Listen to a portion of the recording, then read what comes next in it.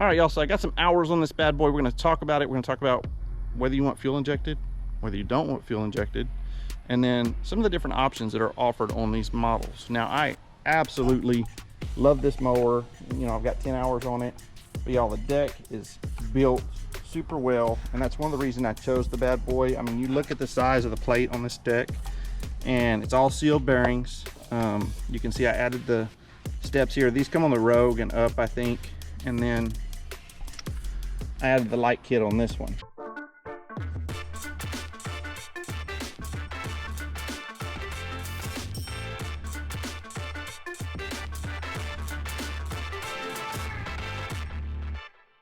Now, you can look, they offer Avenger, Rogue, Maverick. There's all kinds of different levels that you can purchase.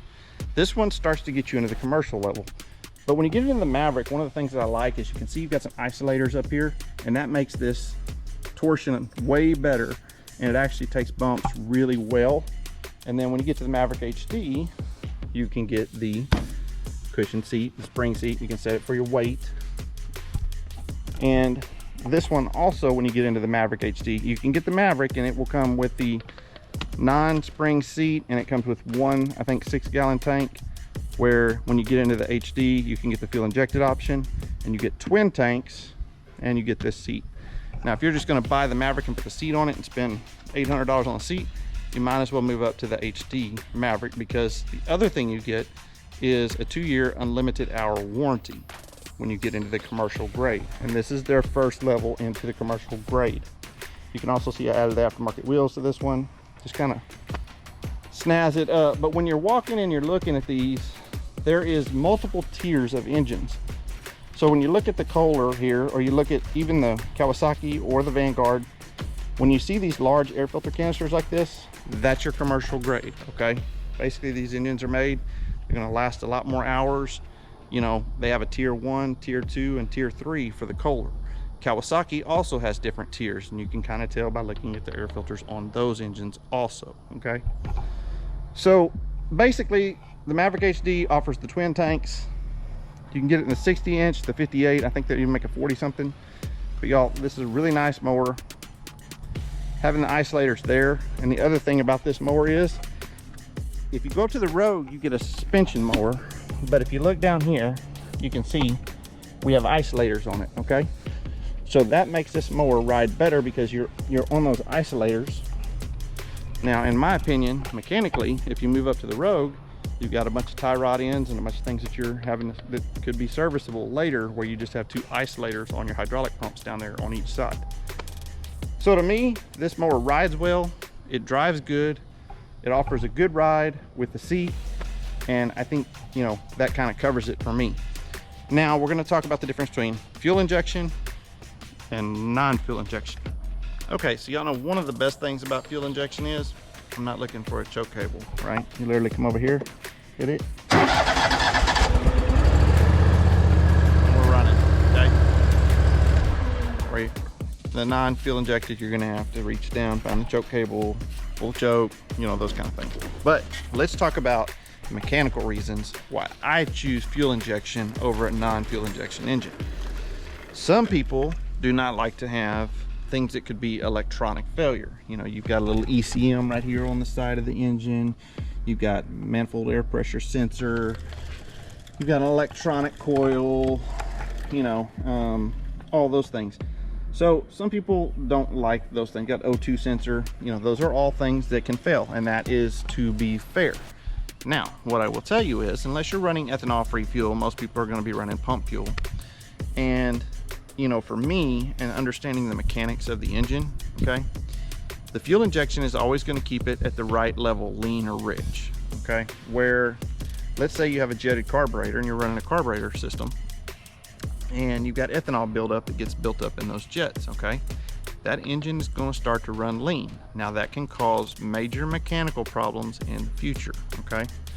So, you know, you have that also. The other thing that you have is when you're mowing, if you don't change your air filter often, your fuel injected engine is going to keep it rich or lean for how much air it's getting, okay? If you get a plugged up air filter and you get a rich on a carbureted because it can't get enough air, then you're also looking at possible harm to major mechanical things such as burnt valves, blown head gaskets, stuff like that. So to me, I'm more of a tech guy. I like the technology, but when the technology breaks, it's a little more of a pain to fix. But I would rather change a little ECM or a sensor than change a head or have valve issues or anything like that. Now that's when you get up in the high hours. Most of these engines are gonna be good for a long period of time, okay? But proper maintenance on either one is gonna help you. But me, I always prefer the fuel injection just because it's consistent. It's never gonna have, you know, the issues of a carburetor. And you know, they do sit a little bit better. I still recommend running ethanol-free fuel in the wintertime, or definitely putting some stabilizer in there.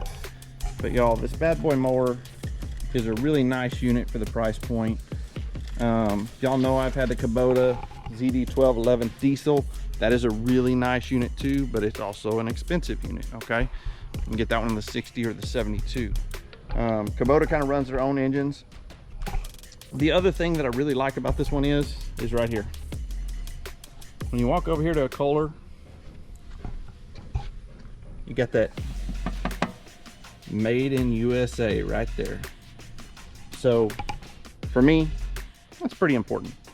Kawasaki is a really good engine choice too, but what you'll find is when you compare it to the Kohlers, the Kawasaki is actually a little bit less horsepower than the Kohlers.